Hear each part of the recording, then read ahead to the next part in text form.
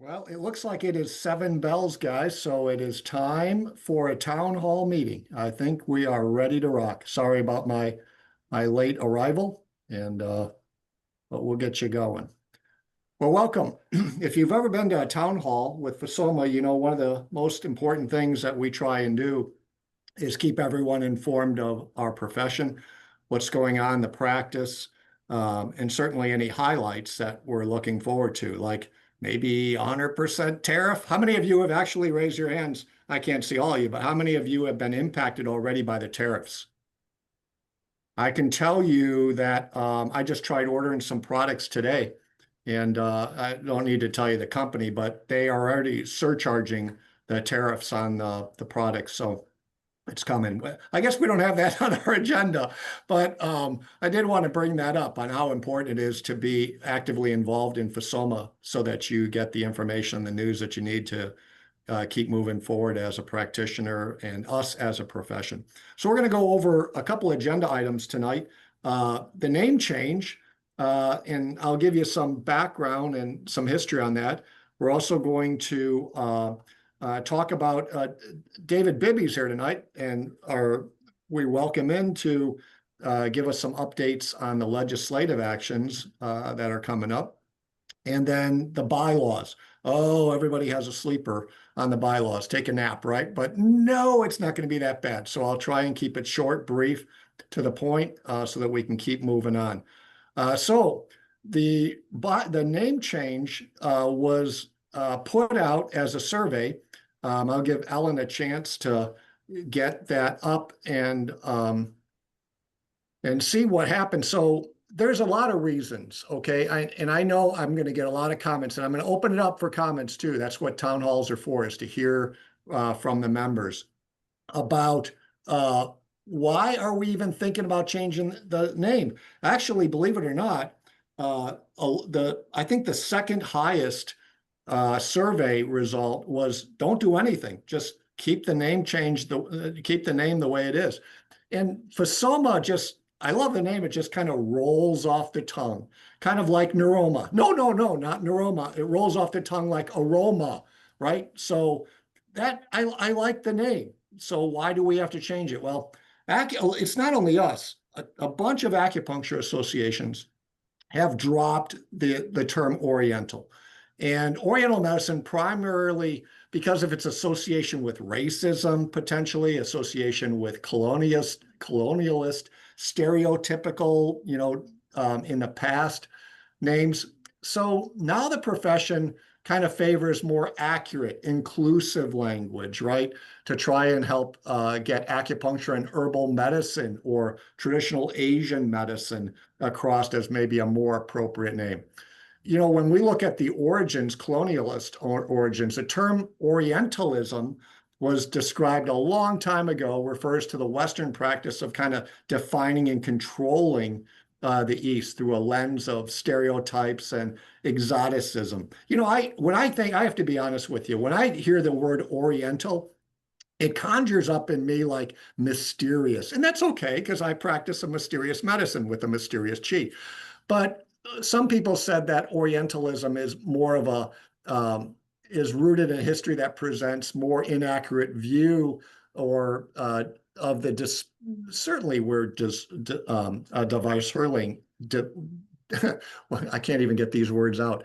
A diverse healing practice. Many of us, we have Korean acupuncture, we have Japanese acupuncture, we have TCM practitioners.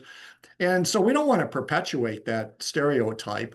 For many, the word Oriental contains a lot of connotations of the other, portraying other Asian people or other Asian cultures or practices as being forward. So you're kind of lumping everybody in together, all of those different cultures. And this they said, can be harmful, frustrating for practitioners of Asian descent. And I'm not Asian, so I can't make that decision, but that's why I just put it out there. And it's not my decision, it's the majority always rules. And then about the ignorance of diversity. Asia is a vast continent with a lot of diverse cultures and medical traditions, including those of, like I said, Japan, Korea, Vietnam. So the term Oriental inaccurately kind of lumps all of those systems together. NCCOM used to be National Commission for Oriental Medicine, officially changed its name in 2026 coming up here to the National Certification Board for Acupuncture and Herbal Medicine, NCBAHM. Council of Colleges and Acupuncture and Oriental Medicine, CCAOM, used to be the name. Now this organization had a registered name change, the Council of Colleges of Acupuncture and Herbal Medicine in 2021. And then the American Association of Acupuncture and Oriental Medicine, now known as the American Association of Acupuncture and Herbal Medicine. So maybe more accurate and maybe more respectful, but the focus obviously is more on the scope of practice than like we do acupuncture and Oriental medicine. And I would argue with that one a little bit. That wasn't my favorite, but I would argue with, well, we're just kind of excluding a lot of Tui Na. What about Chinese bodywork practitioners, to not exclude them, or basis of this whole medicine? So everyone's going to have their different opinions for sure on this, but I wanted to bring up these points because this is, I think, why a lot of this is involved in changing the name. And then more cultural neutrality. Terms like East Asian medicine are probably even seen more accurate and less problematic than Oriental medicine. But I've even read areas about how even the word Asian medicine may be a little bit inflammatory. So we definitely, one thing we all have in common, and I hope we do, is we want to integrate into a modern healthcare system, and so the new terminology may help present acupuncture and herbal medicine as more legitimate, maybe professional healthcare option, and hopefully that comes to fly. So you can see on the screen here the select of the name choice. So FSAHM is really in line with a lot of what the national associations are doing. And that came in at 30%, 1 out of every 3 respondents kind of like that. And I guess kind of going with the flow, making sure that everyone's consistent. I'll tell you, I came from a background of pharmacy, and we could never get our act together. You had community pharmacists and hospital pharmacists and representatives from pharmaceutical industry and representatives from management, and no one got their act together. And I did not, sitting in my seat right now as the president, I did not really want to see segmented acupuncturists, Japanese acupuncturists or Korean acupuncturists. We're a profession of acupuncture and Oriental medicine. So I want to have some kind of solidification that when we move forward, and I'm going to let David talk about a lot of that, about how some of some of the choices that we have coming up about who do we want to be as a profession and what does our profession really mean is going to be very important. And a name, I think, in making these changes, I think will be helpful instead of harmful. So anyway, there's your percentages. And take it or leave it, we're going to vote on those, folks. Now, it's not going to be tonight, but that's why we had the town hall, is to bring this up to you and show you what we've done as far as getting it out there to the masses, the membership, and having the membership vote. Who are we going to be and what's going to be our identity? Does anyone we're going to open it up just for a second here. And any comments? I'd like to do this. Keep the comment succinct, short, and to the point, please. No longer than a minute, but I'd love to hear from a couple of you on this name change. Do we have someone? You should be able to unmute yourselves if you want to talk. If you raise your hand, I'll try to help. I had one from Joy here in the chat. Personally, I like the name change being consistent with the national organizations. So thank you very much for the comment. Anyone else? Wow, everyone's just so stunned by the name change. Well, I wanted to point out, if you look at just the term, this was the first question on the survey. The lower the score, the higher the choice. So Eastern medicine actually won on the replacement for the term Oriental. We didn't give no change as an option on this question. Yeah. Acupuncture and herbal medicine came in second. East Asian third, and Chinese medicine fourth. And then when we went to name suggestions is when acupuncture and herbal medicine won, and no change was very strong. I'm Mhm. not sure how many to put on the, I think we should just put two, either change it or don't change it on the ballot. Well, I think But maybe it's, consider the top three. Eliminate.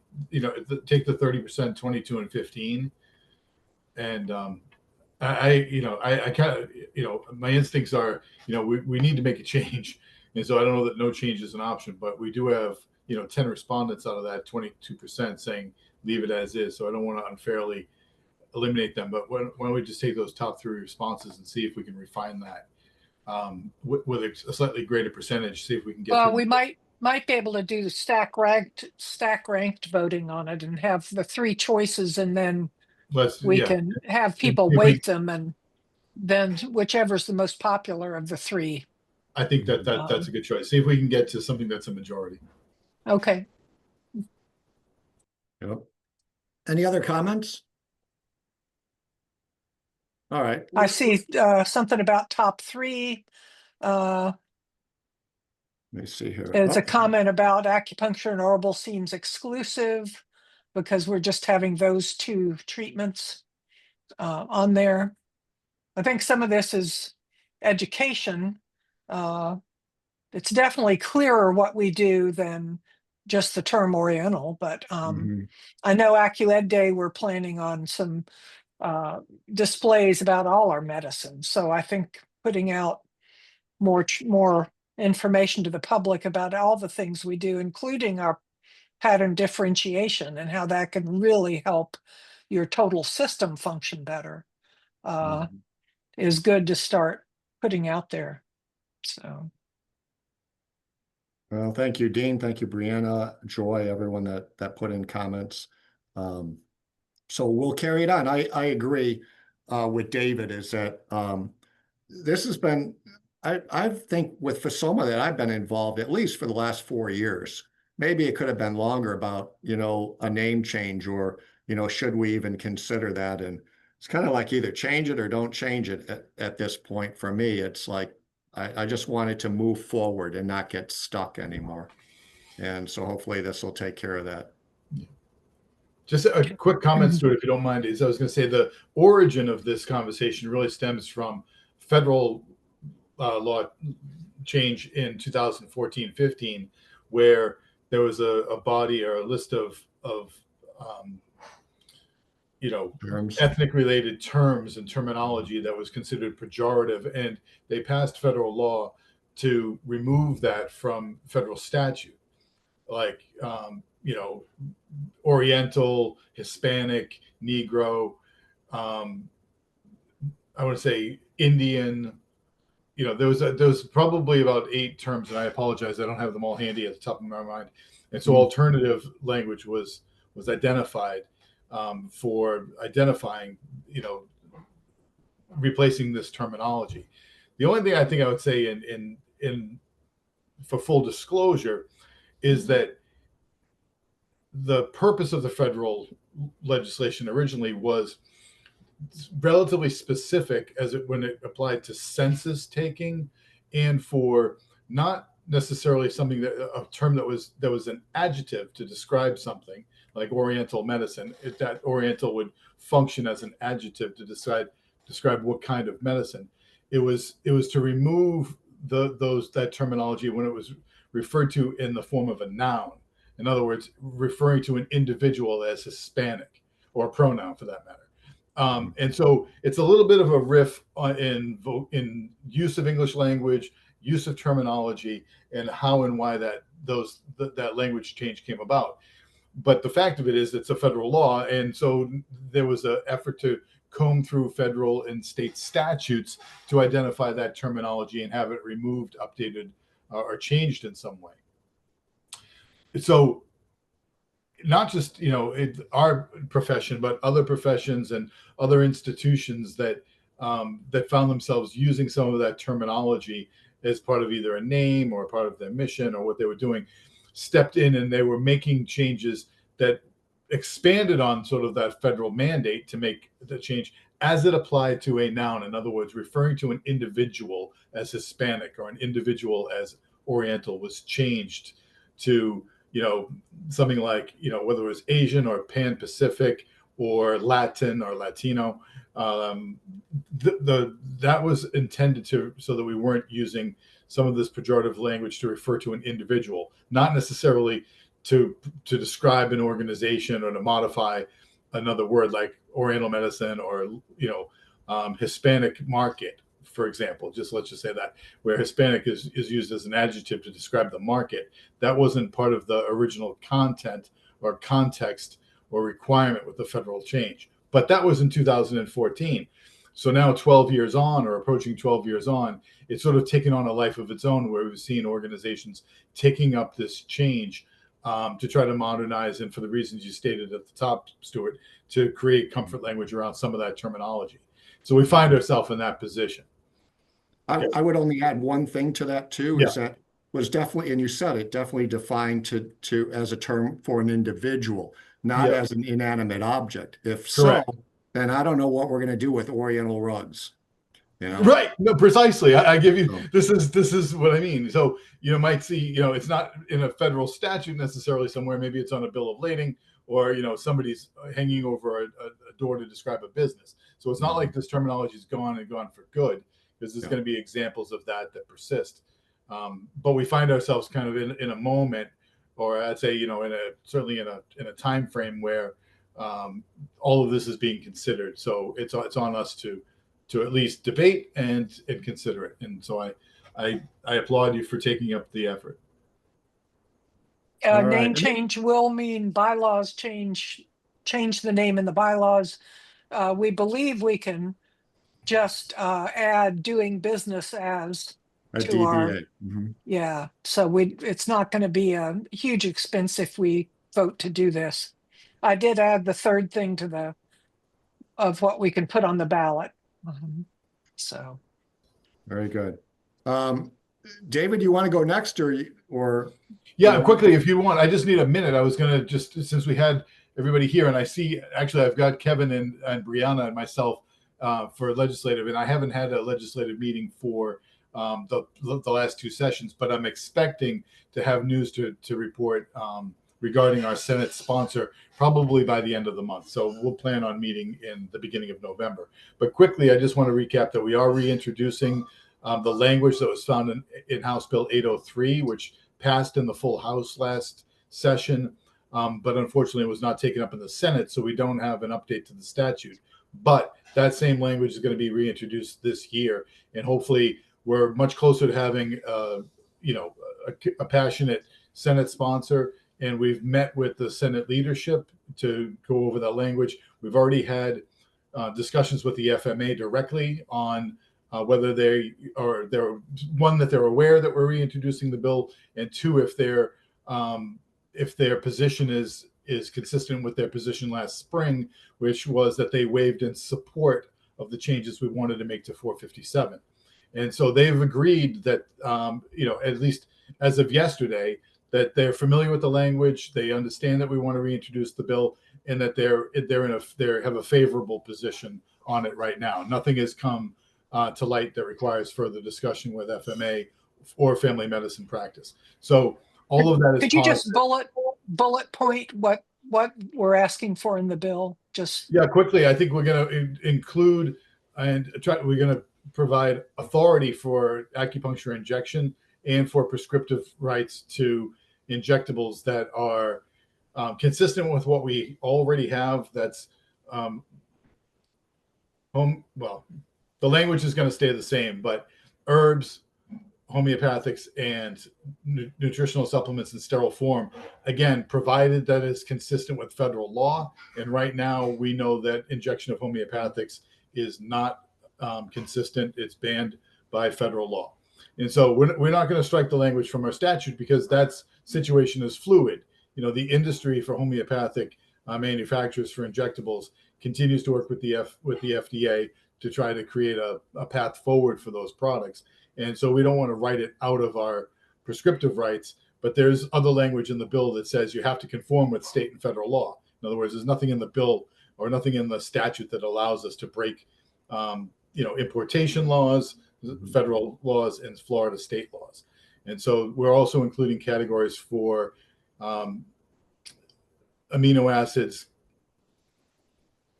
sugars, carbohydrates, and I apologize, I don't have it right in front of me, but it's meant to cover a little bit more broadly and a little bit more specifically some of the things that are used in AIT.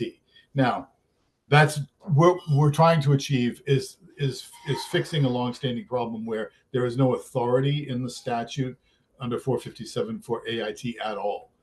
Okay, it's loosely referred to through adjunctive therapy rule, but without more clear authority, this could be removed from the Practice Act or removed from the scope of practice. And there's no authority for injecting sterile solutions in the Practice Act either. Again, that's only created through board rule.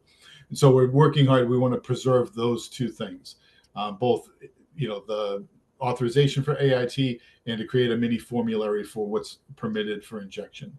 We're not going to get everything we want under injection because we're not, we're going to get what's been agreed upon already, and we're not making any changes to that this year. We're including language to provide evaluation and management under a new definition, or because there was no previous definition for the practice of acupuncture. So the practice of acupuncture is going to include, acupuncture evaluation and diagnosis, all of the things that we would otherwise usually do, but we're including evaluation and management to cover some of the challenges that we have with billing reimbursement codes around E&M codes not being paid.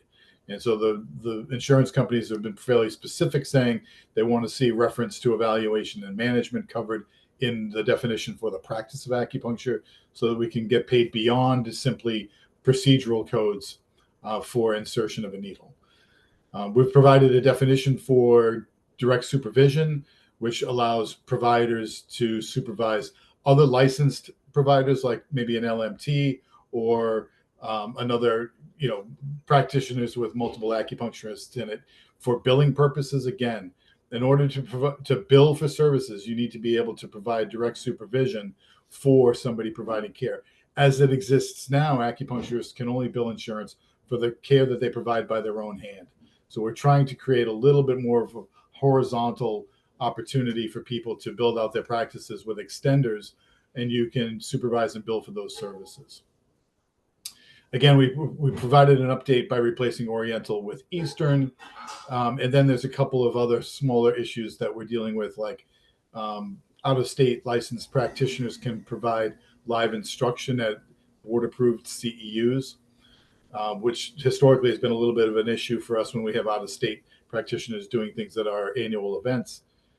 We've expanded the CEU categories to include practice management so that we can acquire practice management hours as part of our general requirements for CEU for the 30 hours that we need to renew our licenses.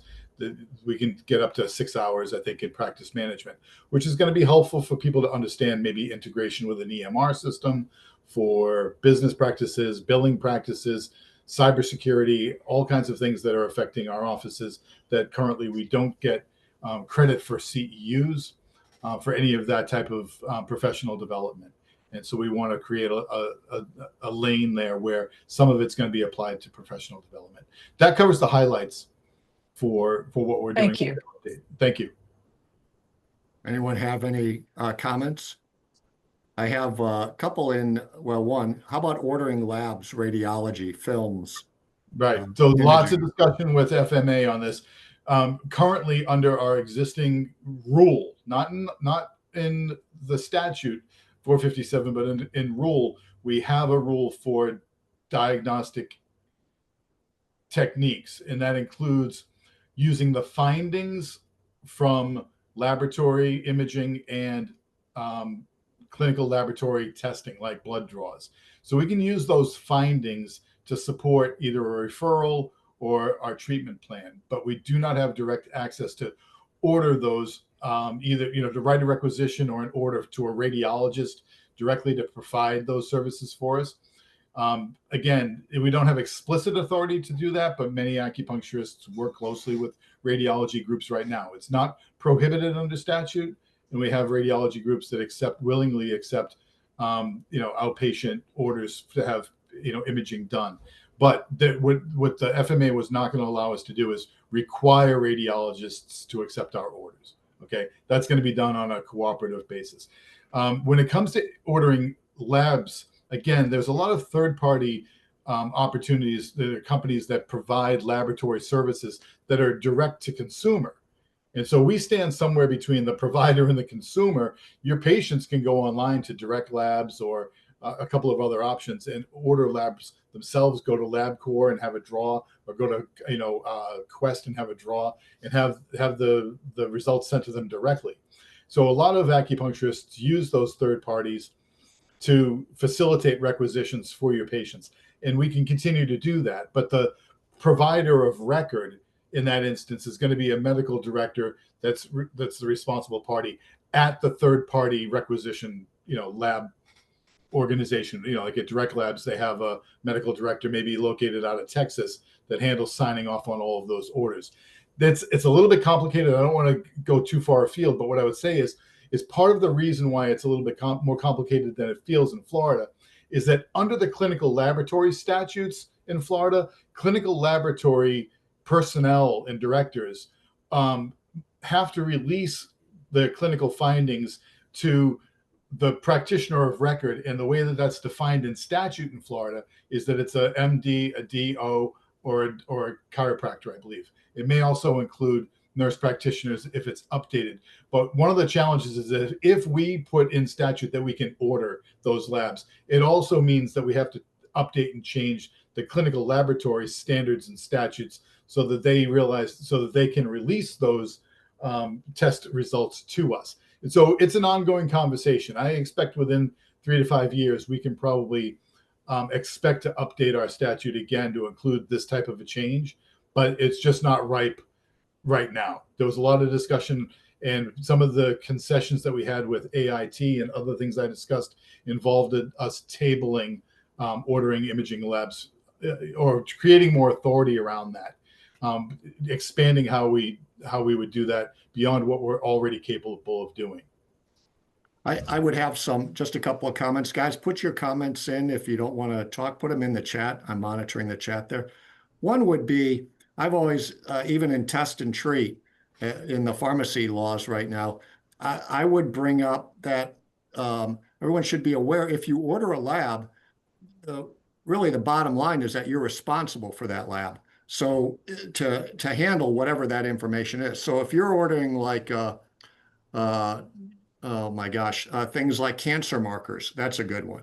And yeah, cancer markers comes back, although you're extremely well versed at working integratively with oncologists, if they're not in the loop and you're ordering that lab and you don't refer that patient out with some kind of abnormality, you could be held very liable that you're definitely out of your scope.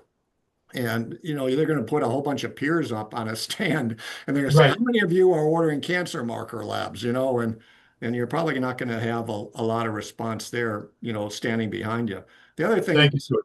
You're right. These are some of the talking points that we're navigating because, you're right on it. This is a little bit of the pushback that we get is part of that, integrated model and the liability perspective of it. For sure. For sure. And also liability for the labs and radiologists. So they're also responsible to their own boards for accepting a requisition. In other words, if a radiologist accepts an order from you, they too assume a certain degree of liability for findings, and they accept that liability blindly because they don't know what the finding is until they do the test. And so you send somebody in for shoulder pain, turns out they have a mass in their shoulder, and it's not like a, rotator cuff issue. It's something completely different. How prepared, and the radiologists are concerned, does that fall on deaf ears? Is it something that's actionable? What is the board of acupuncture's position on this in terms of failure to act?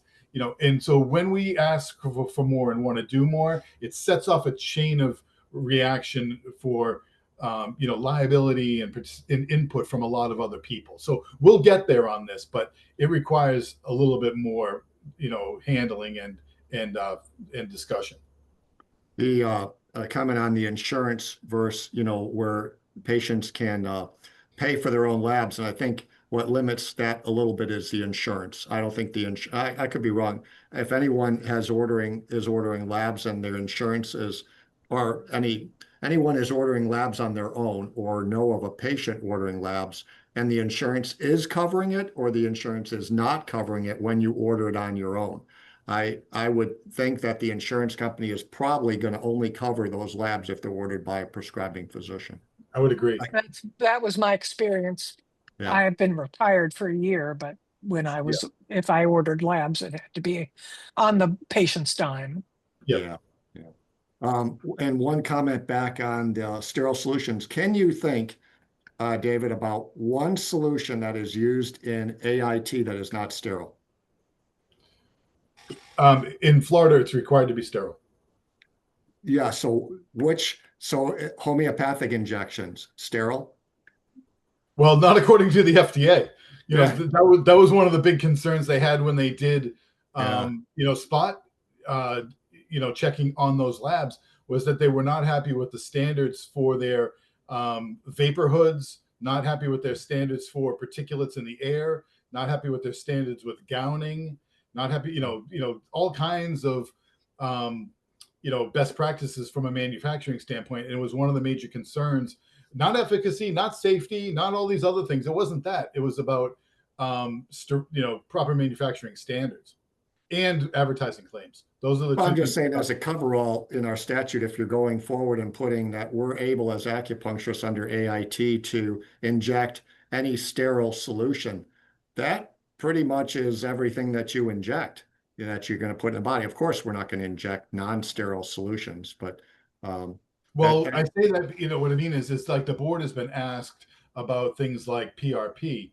And, and I think when the board's response on it was that their opinion was that it was not a sterile technique, even though you're withdrawing blood, centrifuging it, and, manipulating that in some way. But it in the end, their rejection of it wasn't necessarily the contents or the technique. It was that it was not a packaged, finished product that was labeled sterile. And that was their standard for what we could inject. Dean has put on the chat, if the update to 457 happens, when would we attempt to update again? ? Just curious if that's even been discussed and what might be on the agenda there. I'm still hopeful for AccuPhysician title, and that is a whole nother topic about how to handle titles. For sure, jumping the gun a bit, I know, but we got to focus on what's in front of us. I think I actually had this question too, because I don't know if everyone here on the town hall knows that Arizona just had a massive AIT bill passed by the legislature, and it's got stuff like bee venom in there and everything underneath the sun. And you say, well, how did they get that passed? Well, they had contacts evidently in the legislature, and I don't know, maybe the Arizona Board of Medicine was asleep. I don't know, but it's more the latter than this. It was just one of those things that kind of came up late, didn't have a lot of buzz, and they just walked it across the line. What I can say is that we're not going to have the same kind of success in Florida, because FMA and their attorneys are vigilant. Any healthcare bill gets enormous scrutiny, and I've already had a chance to talk to our government relations people across the board. There's been like more than a dozen bills withdrawn already that were healthcare scope related, because FMA isn't going to budge on it. They told them coming out of the gate, you're not going to get heard this year, and the bills have already been withdrawn. So we're in a unique space where we've kind of pounded out the challenging part of this, so that hopefully we're able to move forward with in a cooperation. And so I'll say quickly to Dean's question is that every year we want to do like an advocacy and education work with the FMA about the nature of acupuncture, the nature of our training, how, what the typical experiential pattern is for patients and practitioners in our medicine, so they have a better understanding of what does this really look like, and giving them some real life scenarios of this is explaining how we might want to deal with something in the office, and why some either clarification or greater authority in some area is helpful to us, the patients, and the healthcare delivery in general. And so we're going to continue to we meet with them every year, but maybe it's every 3 to 5 years you get to a consensus point where you can say there's enough that we agree upon here that we can move forward with a bill. Like, we don't want to open the statute for one tiny little thing, or even just single one big thing. We might put together, conversation and collaboration that takes over 3 to 5 years, and say now we've got enough material change for the legislature to go through the effort of actually dealing with our issue, voting on it in committee, taking time on the floor, and doing all those things on behalf of the profession. Yeah, and that would be like your name changes and that credentialing. That kind of stuff. Any other questions moving forward here? Any other comments on legislative updates? I think the other issue is, as these other states have their laws, and certainly too with NCCAHM jumping in as far as our profession moving forward, and other states are going to maybe have better AIT laws than us. And so now we can go back and say precedent, hey, these other states have been using it for a long period of time without any problems, and that would hold some credence too and some power about getting stuff passed. I'll tell you what, Dean, one second, Stuart, that's the yin and the yang of it. Florida passed AIT in 2002. And there was only, I think New Mexico might have been the only other state that had AIT. And we've been the leverage point for, when I say Florida has been the leverage, point for dozens of states to have AIT adopted, because of exactly what Stuart was saying. The associations have gone to the legislature and said, hey, look, why are we falling behind Florida? How come we can't do what they're doing in New Mexico? And then little by little, one by one, they ended up eclipsing it. But now it's a little bit of a relay race. We're going to benefit from some of these broader advances in terms of AIT, as well as I think the NCCOM certification that's going to make AIT easier for states that don't have it now. And when it's our time to go back and to discuss again and try to broaden and create more opportunities for new sterile products for acupuncturists, we're going to be able to sort of reverse that mirror and say, look what they're doing in Arizona, look what they're doing in Wyoming, look what they're doing in Utah, look what they're doing in Washington. Mm-hmm. And we'll have a dozen or more states to point to. And then the argument is the same. We say, why is Florida disadvantaged in this way? We all have to submit to the same training. Here are the standards. Here's the safety reporting. Here's the efficacy. And we put all of that together. It makes it a much more likely to succeed at that point. Yeah, definitely more powerful. We have Dean. Dean has got his hand raised. I think he wants to talk. Sure. You can unmute. There we go. Yeah, thanks. This is a little quicker than typing for sure. Thank you for your answers, first of all, because that, it's clear and everything's great. That was more of just like a little curiosity, because I know definitely we've got too many things to focus on that's in front of us right now. So kind of just was curious mostly about that. But I wanted to. We lost him. Yeah, Dean, you're breaking up, Dean.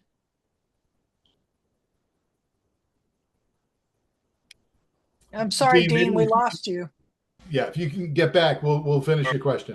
Degrees as well, name changes for there's name changes for the degrees, and then also the different degree paths.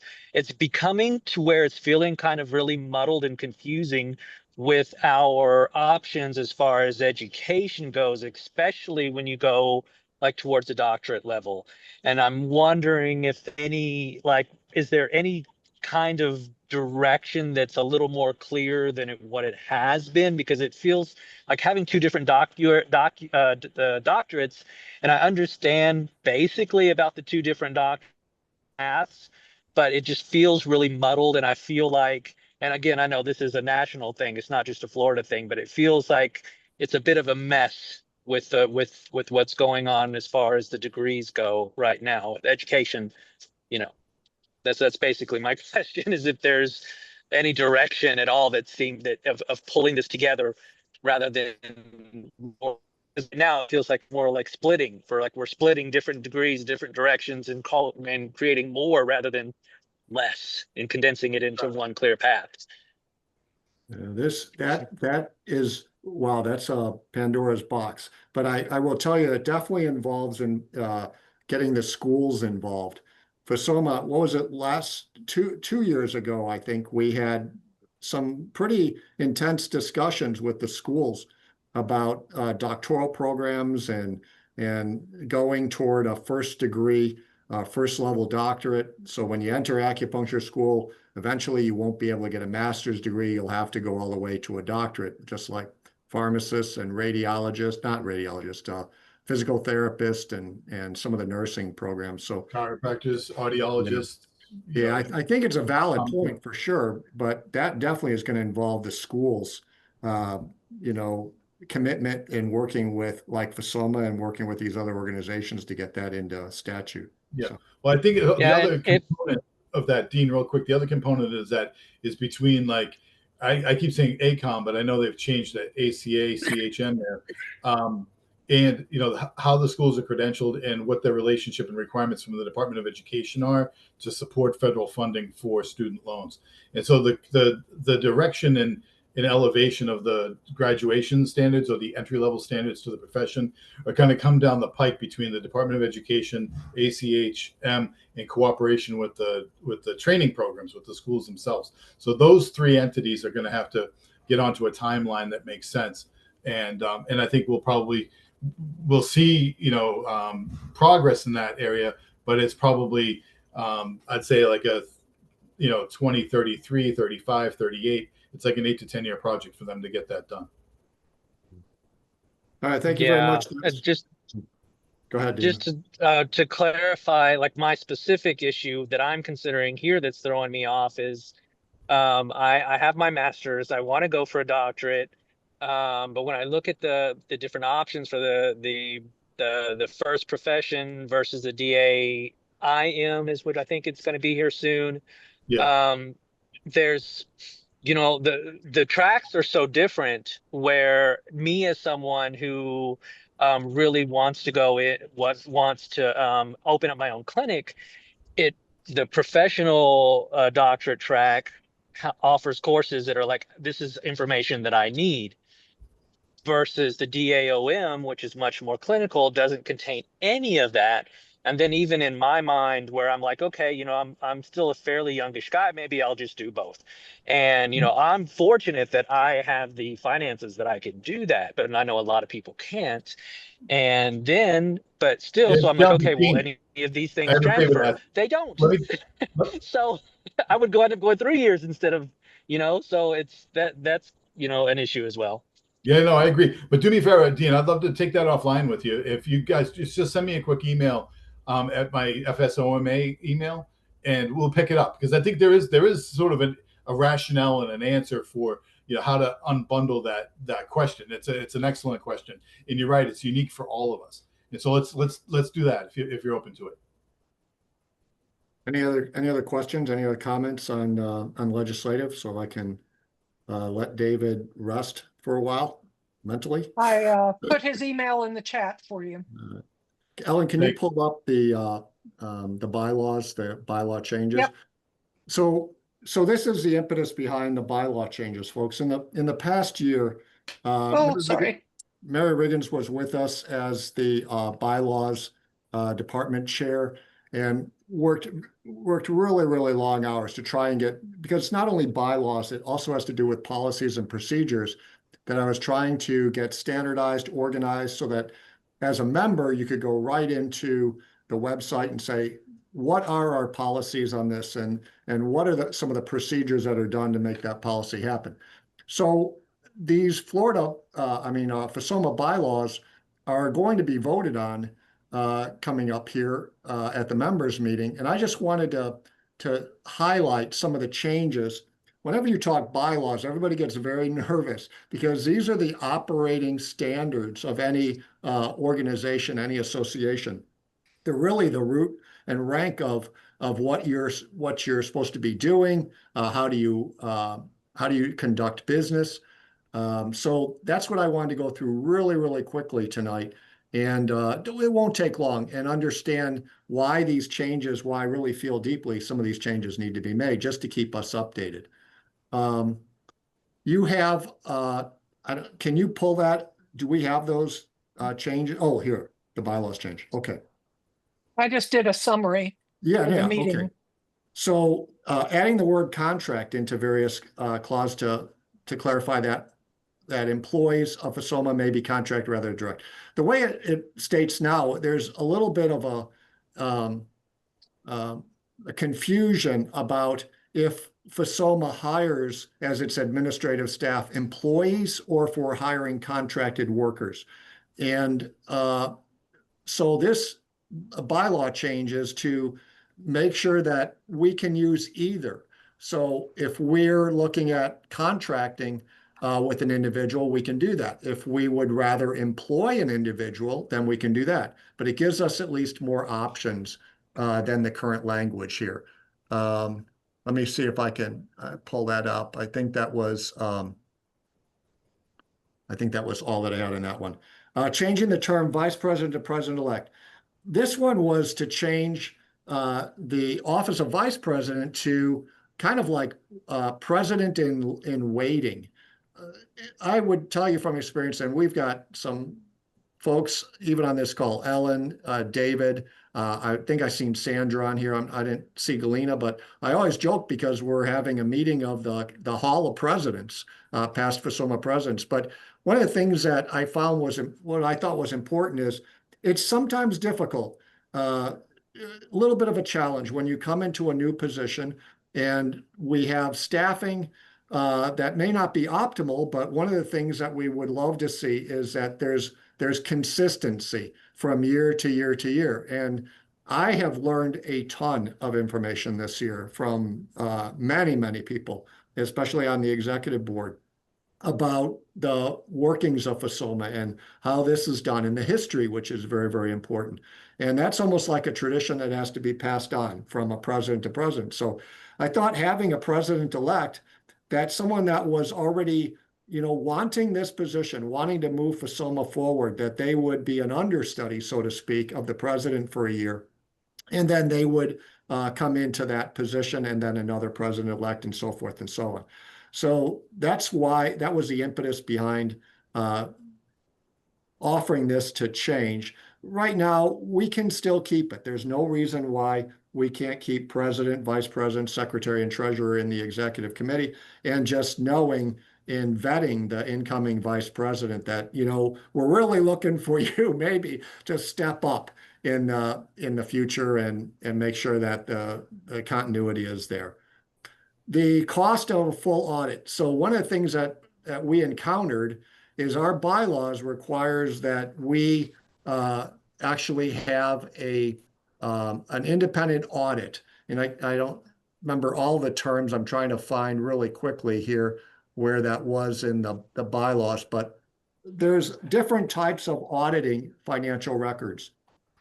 When I came in and looked at the bylaws, it stated that the bylaws the financial records had to be audited of FSOMA, I believe, every 3 years.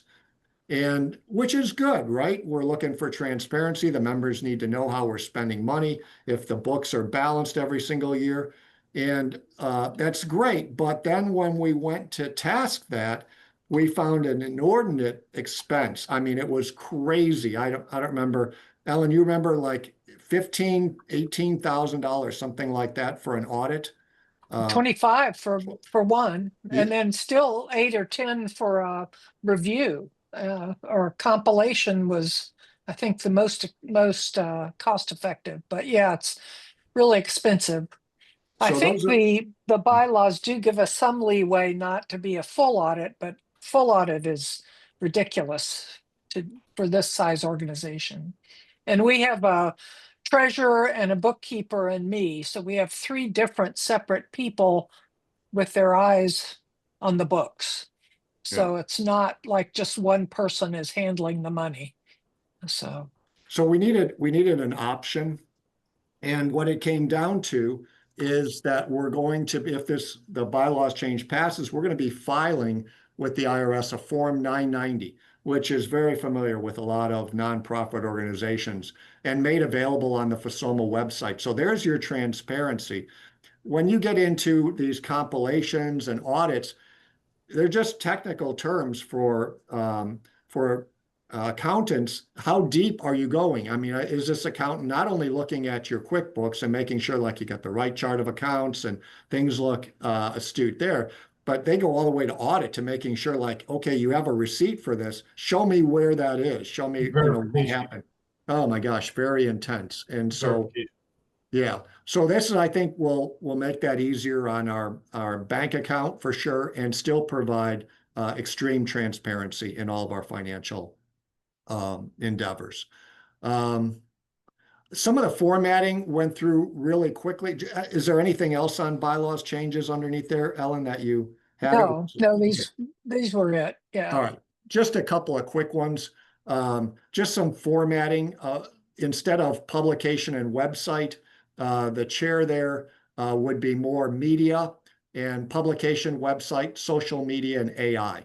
So just kind of bringing that title of that chair of that committee. I'm sorry, of that committee name for everyone to understand what's the intent based on the name. Instead of annual conference, I had thought maybe conference. My goal was always to have maybe a midterm conference or another conference more than one a year. So annual just kind of seemed like it was too trapping that we could only have one conference a year. We changed bylaws to governance because we recognize that it's just more than bylaws in that committee. We deal with policies, procedures, and to be more in line with ASA too, as they have a governance committee as well. And then I thought about if you had to, I don't know, we had a committee of internal medicine. I didn't take that out as a recommendation, but I started thinking about that. And I was like, why is internal medicine? I don't know the history of FSOMA, but why would that have committee been formed? And I started thinking about it. I was like, oh, that was really, really visionary. Because I think about that as like career advancement and integration committee, focuses on helping acupuncturists grow professionally and integrate with biomedical systems. We had, when I went through the doctoral program at Oregon, we had a gentleman that was hired by the college, and that's all he did. He was out scoping for jobs in the hospital or in the VA or private practices and trying to find work and escalate the practice of acupuncture in at least Portland, if you wanted to stay in Portland. And so I kind of thought that would be an added committee that would actually do that work. If you liked doing that, integrating out and trying to find support systems for acupuncture. And I think that was, let me see here. Okay, so we actually had expenditures. This is pretty minor, but we actually had, if we're expending more than $1,000, if the administrative staff is spending over $1,000, pay bills or get something done, we are no longer having to go to the majority vote of the board of directors. The board of directors gives pretty much autonomy to the executive committee, consideration of financial matters. And it's just a really hassle trying to get all the board to agree on an expenditure and take their time away from that when the executive committee, which comprises of the secretary, treasurer, vice, and president, can make that decision and then authorize the administrative staff for FSOMA to make that purchase. And all right. And then just the last one was records. Just language to keep the minutes of all meeting of the board of directors, not just on a hard drive, but in the cloud in a secured server. So if we ever had to go back, then the bylaws actually state that we will be required to make sure that that stuff is backed up in the cloud. So if we ever have to reference any information. Any questions? That's it. It is. It's on Dropbox, which is very good in the cloud. So yep. Yeah. Any questions on those bylaws? I'm sorry, I didn't have your last 3 points on the slides. It's good. It's good. Yeah. Anybody Thank have any questions? We'll open it up. This is a town hall. We got a couple of minutes left, and anybody has any comments or any questions here? Going once, great auctioneer. Going twice. Well, I've got another thing for the meeting. right. So, so if we're done with the bylaws, I'm just going to run through. Sure. We have 3 people on the board that were appointed to fill space, and they're running for a 3-year term. And we have 1 newcomer. So on the ballot, you'll see David Bibby. He's been on the board of directors forever, and he was off this year until we asked him to step back in. So he's been serving as secretary. So he's going to run for another term. Thank you, David. We have Will Sow, who's been a volunteer at AccuEd Day and at the conference, fairly new practitioner, and he jumped in and joined when we asked if he could help. And he's running for a permanent position or a 3-year position. Brianna Jacobs is also a fairly new practitioner, been volunteering AccuEd Day, the conference again. So you'll be able to read these things on the ballot. And then I don't have the information yet for Coven, but she's a longtime member and wants to join us and has some history with writing journalism journal committee. So we may have somebody for that committee. So I wanted to just run through those. You'll see them on a ballot from Election Buddy, which is what we use for our elections. And I'll also be the approve the bylaws changes and vote on the name change on that ballot. And it'll be coming out on the 20th. So. Thank you, Ellen. We and also to mention, make sure you put on your calendar. So we have the a board of directors meeting on, I believe it's November 8th or November. Yes, the 8th is the board meeting and the 9th is the annual meeting. Annual meeting of the members. So make sure you mark your calendars to get that on so that you don't miss that. That's going to be a big one this year. And the email I sent out this afternoon has links to sign up for those that are going to be Zoom meetings. So, yeah. All right. Anybody else? I'm looking for any hands that want to have a final question. Oh, yeah. The Board of Acupuncture needs new members. Thank you. I'm I just have thinking, sent an email out. If you're interested in that, let me know. I can kind of tell you who to hook up with. I'm saying They we've got 13 people here, and if they're troubling to visit us on a Thursday night at 8 p.m., you have a commitment and an interest in the profession. The Board of Acupuncture is a great place for you. Okay, yeah. It's appointed by the governor. There's an application process, but we need your involvement. You know, the board members. They're missing 4 members. Right. Yeah. And so it's a little bit of a skeleton crew up there, and they've really been hanging in for years. At a post, that needs some support. So, this would be, I think, a real opportunity, and in some cases, a feather in our cap professionally. If you see your next step as getting involved with the Board of Acupuncture. They meet 4 times a year, and they, I believe, have a little bit of a stipend, and they generally have been meeting by phone recently. Exactly. So yeah, it's not like it used to be. It's more and more remote. And, if you look at their agenda, typically they're reviewing CEUs and CEU providers, they're handling disciplinary cases, and they sort of navigate in the executive branch a little bit. They're appointed by the governor, they're working under the Department of Health, and they help regulate the profession. And so we're welcome to have, licensed trained acupuncturists make up a majority of the board members for the Board of Acupuncture, but we need some fresh blood there. It's been too long since we've had a new appointee.